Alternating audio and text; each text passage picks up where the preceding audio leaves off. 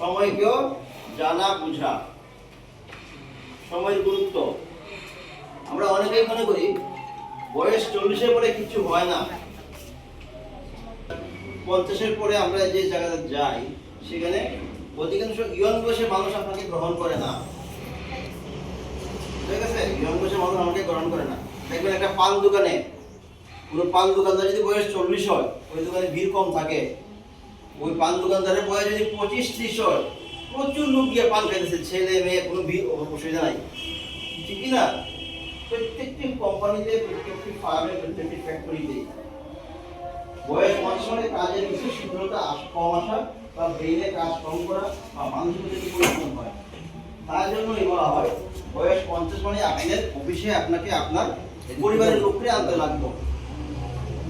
আপনার পরিবারের, আপনি যদি ব্যবসা দেখেন, আপনার বয়স 50 হচ্ছে, ছেলেকে মেয়েকে এনে প্রতিটি কাজে 5 বছর লাগে কাজ শিখতে গেলে বা যে কোনো কিছু করতে গেলে। আপনি 5 বছর যদি সময় দিয়ে ধরেন, যে সমস্ত এসএসজি যেখানে 5 বছর টিকছে তারা সফল। অনেকেই আছে 5 বছর এসএসজি থাকে না, ধৈর্য দেয় না, বুঝে না, আর যে কোনো কাজে 5 বছর যদি কোনো ব্যক্তি কোনো কাজে লাগিয়ে থাকে, তার সাফল্য নিশ্চিত, তার সাফল্য নিশ্চিত। মনে রাখবেন, 5 বছর তোমাকে ধৈর্য ধরে অভ্যাস চালাইতে লাগবেই লাগবে, প্র্যাকটিস করতে লাগবেই লাগবে, ধৈর্য থাকতেই লাগবে। বুঝা গেছে? 5 বছর টিকলে তার 6 নম্বর বছর থেকেই আপনার সফলতা বা আপনার সাকসেস রেটিং বাড়বেই। প্রথম 1 বছর যাবে কাজ শিখতে, বুঝতে, জানতে। 6 এ ভর্তি করার বয়স কত?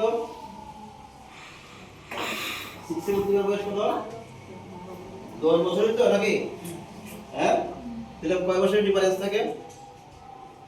5 বছরের। ঠিক সেরকম পঞ্চবার্ষিকী মানে 5 বছর থেকে সময় দেওয়া লাগবে।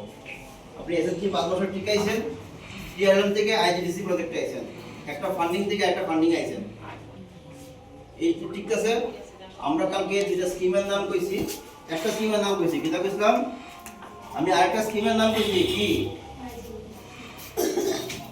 আইজিডিসি। তো এখানে ট্রেনিং চলছে আপনাদের, তার ফাঁকে সরকারি একটা স্কিমের নাম কইছি, কেউ বলতে পারবে? টিআরএম তো গভর্নমেন্ট ডিপার্টমেন্ট একটা।